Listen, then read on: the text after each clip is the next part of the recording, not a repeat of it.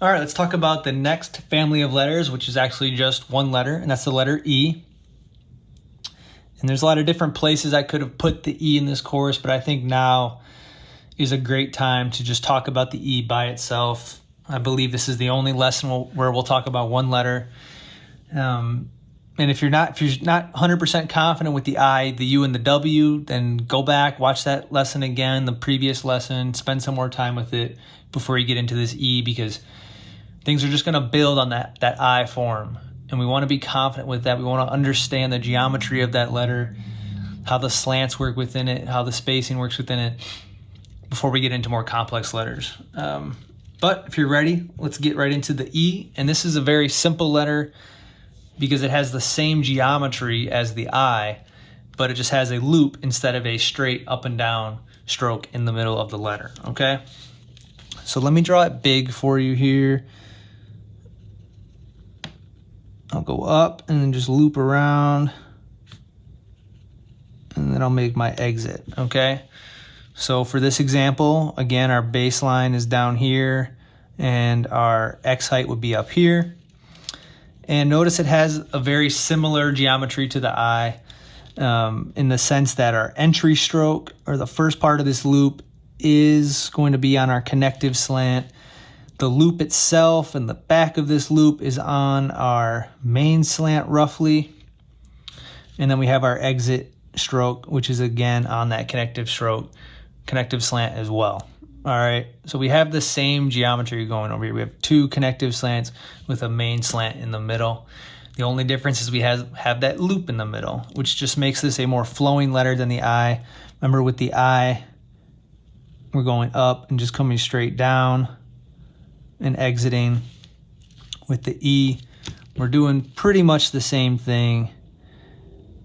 We just have this loop in here, okay? So let me draw it at scale here for our worksheet. Again, just coming up, doing a little loop, and exiting.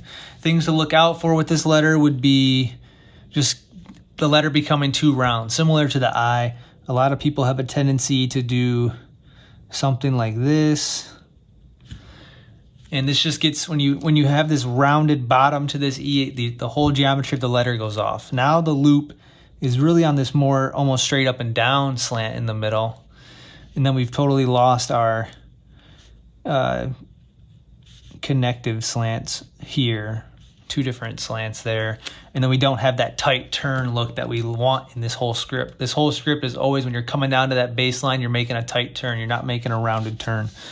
So if I show it again the right way, the loop comes down and then you have that tight turn at the bottom before you exit, okay? That is the letter E. Watch that back if you need to. And then let's look at connecting this letter with some other letters. So first, let's do just two E's, a double E. Basically just making two E's and adding a little bit of artificial space in between these two letters. And just made a mistake that I'm glad I made because it's one I want to point out. So the E's themselves are okay, but you notice the loop is barely open. There's just a tiny bit of white space between each of these. All right, and that's another problem you want to look out for with your E's, because the more you close those E's up together, the more they start to look like I's. So if I make an E where I don't really open that loop and then I make an I, now those letters are looking very similar. I mean, obviously I have the dot with my I, but when you have a lot of writing, dots can be they can lose their place in the writing, and somebody like, oh, did he forget to dot the I on this one, or is it an E? I don't know. It looks like an I to me. So you want to make sure you have open loops. Now I'm using a somewhat thick pen here, which is why it's a little hard for me to keep these loops pretty open, but I'll do a better job here.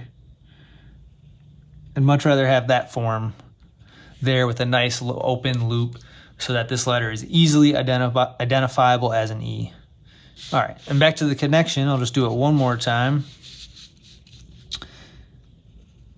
with the proper E here, being careful to keep that open. And I'll just do another one. It's just a nice flowing connection. There's no stopping of the pen at any point during that connection, and that's a connection you'll see out in the wild there when you're writing actual words. Now let's look at the IE connection, where a connection like this is where it really becomes important that you maintain the distinctiveness of each of these forms. So there's my I connecting into my E, tight turns at the bottom. You know, I'm hitting the baseline with each letter. I'm hitting the X height with each letter. Very important, maintaining the consistency of size. If I want to look at slant here, I'm seeing this E is on pretty much the same slant as my I. That's super critical. That's going to make your script look beautiful and easy to read, maintaining that height and that slant when you're writing these letters, okay? All right, let's look at the WE connection, which is our first real live word that we're doing in the course. And remember, our W is just an entry stroke here, underturn, come down on the main slant, another underturn on the connective slant, come down on the main slant, steep finish up on that stroke there, on that stroke, and then I'm just exiting from the top. And I just want to really make sure I give myself a lot of space to make that loop in that E, because that's a common problem with the W to E connection. I do one quicker here, something like this. We don't want that, okay? We want that one. So what I do is when I'm connecting from that E, that W to the E, I'm making sure that I'm coming up from the top and I'm going really down and giving myself a lot of space to the right before I make the loop. All right. Imagine I'm coming out of a W there. Bring it down a little bit and make that loop. That's the key there. I'm looking at my initial try here, just checking slant. That looks good. Now this E is going to have the back of the E is really on slant. The loop is always going to be a little off when you're connecting from the top, because you just have to make that loop in a more horizontal fashion. But that's okay as long as the back of this E is more on slant with the other strokes, okay?